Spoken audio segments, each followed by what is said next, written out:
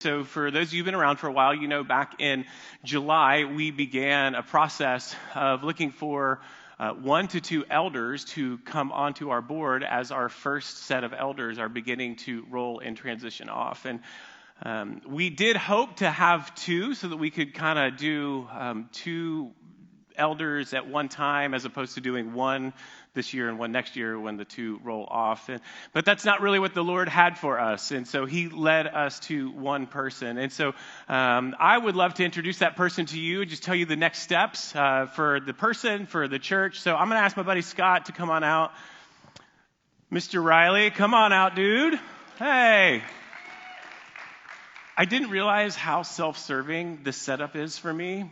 I was like, man, this is going to be really cramped with you and the TV and everything. But anyway. We'll make it work. Yeah, thank you. Appreciate that. Appreciate it. Everybody, this is Scott Riley. For those of y'all who don't know Scott, why don't you just kind of share where you serve and kind of what is it you say you do here? Sure. So Scott Riley, I live like 10 minutes from here. My beautiful wife is there in the audience. And then my son is serving, and my 4-year-old daughter is up probably running a ring. Yeah, we don't know what she's doing up there. I serve on the roadies and sound and visual. So if you haven't seen me, it's probably because I'm in the back doing something or pulling something around or getting a truck ready to go. Yeah. Awesome. Yeah. And incidentally, years ago we did a contest with the kids to name our truck. It was great. The kids named it, came up with a great name for the truck that pulls the trailer. But then Scott, unbeknownst to him, he was new, jumped in and renamed it White Death. And so that's kind of what we call our truck. If you've ever driven White Death, you know why it's called White Death.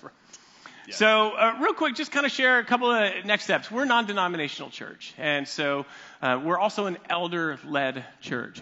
But with a non-denominational church and an elder-led church, it's important for us to have checks and balances, right, in place. And so we also get congregational input on regular intervals on big things like this. So we asked y'all to nominate elder candidates. Scott was one of the over a dozen people that you nominated this go-round. And but what we also want to do is put somebody out here when they make it this far with the elders. Scott has not formally been placed on the elder board. He's going to be participating for the rest of the month, kind of as a non-voting member.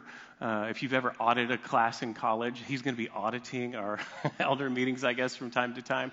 But what we want to do is put him out there in front of you and give you an opportunity to provide feedback. So it's kind of like that old school wedding thing where, like, if anybody has a reason why this man and woman should be joined, if anybody has a concern about Scott serving in the role of an elder, we open that up for the rest of the month for you just to email us. You can email us elders@friscocc.org and let us know if you have a concern or anything about that. We don't, but sometimes stuff gets out there, and that's what the point of this time is. So, yeah. How's that feel? Is that good? It's a loaded question. I know the whole time I've gone through this, I said, they picked the most inadequate person to be in this role.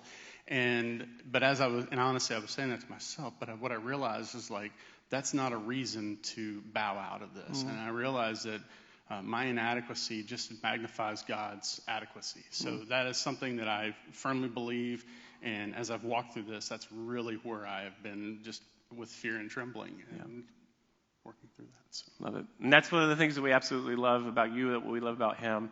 So again, just want to let y'all know, until the end of the month, if you have any questions, any concerns, don't hesitate to reach out to us, elders@friscocc.org. In the meantime, be praying for Scott, be praying for Sarah, for Caleb, and for Libya as they enter into what we think is going to be a fun season of 6 years. Awesome. Yay.